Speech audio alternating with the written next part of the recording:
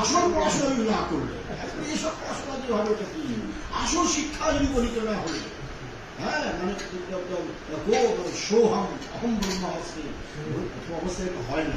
কিন্তু কিছুটা ভাব তো থাকার দরকার, সমর্পণ থাকার দরকার, গুরু ভক্তি থাকার দরকার, কৃষ্ণ ভক্তি। এইটা যদি না থাকে, অনেকে বলে না আমার ছেলেরা আইএস অফিসার, দুটো তিনটা বিয়ে করেছে, 10-12টা সন্তান, ভাড়া, তিনটে বাড়ি, চারটে বাড়ি, কিন্তু মানুষ হলো বলতে মানুষ হলো না। এটা কি? এর মানে তার গুরু ভক্তি নেই, মাতৃভক্তি নেই, পিতৃভক্তি নেই, অতিথিদেব হব আছো, এইটা যদি না থাকে তাই আইএস আইপিএস অফিসার হবেটা কি? তা পড়াশোনাটা হলো নিজেকে জানার জন্য।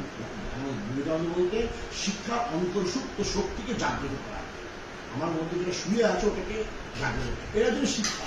শিক্ষা মানে কত সংক্রান্তি করার জন্য নয়, এটা তারা কুকুর বিড়ালও করে। জিজ্ঞাসা করো কোন ক্লাসে পড়েছে, জিজ্ঞাসা করো কোন ক্লাসে পড়েছে।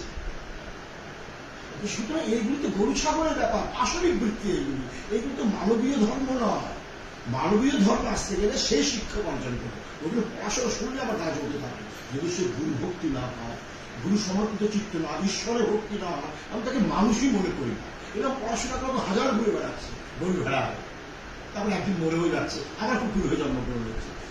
মরার সময় যে জিনিসটা চিন্তা করবে, ওই চিন্তাটা করবে, ওই সভ্যতা সেটা বইয়ের চিন্তা করে, ছেলে মেয়ের চিন্তা করে, আবার গরু ভেড়া জন্ম নেয়। এই যে পড়াশোনাটা করলে কি মূল্য?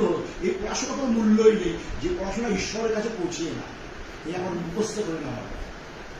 যে পড়াশোনা ঈশ্বরের কাছে তোমাকে পৌঁছিয়ে না দেয় বা ঈশ্বরকে চিন্তা করার সুযোগ না দেয়, সে পড়াশোনায় না। এরকম টাকা পয়সা দিয়ে তো সকলেই পেট পাচ্ছে। তুমি কিছু যদি নাও করো, তাও তুমি ভগবান তোমার খেতে দেবে। তুমি দেখে নিও অনেক দৃষ্টান্ত পদ্ধতি আছে, তুমি কিছু গাছে তোলা বসে থাকো, ভগবান তোমাকে খাওয়া নেই। হ্যাঁ বলতে পারো তুমি যদি লেখাপড়া করো, ঘি দিয়ে চুপড়ি রুটি খাবে, আর একটা সুখান দিয়ে খাবে। কিন্তু ভগবান যখন জন্ম দিয়েছেন, কেউ অনাহারে তিনি রাখবেন না, কেউ রাখবেন না। শুধু পড়াশোনা করো আর নাই করো। যে পড়াশোনা করে তাকে তো সুন্দরভাবে শেখায়, এটা বলতে পারো।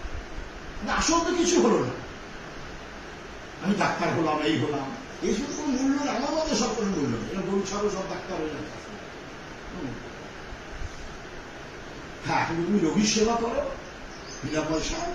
এই যে ভাগবত করছে, 20 লক্ষ টাকা নিচ্ছে, পয়সার বিনিময়ে ভাগবত করছে। এই ভাগবতের কোনো মূল্য আছে?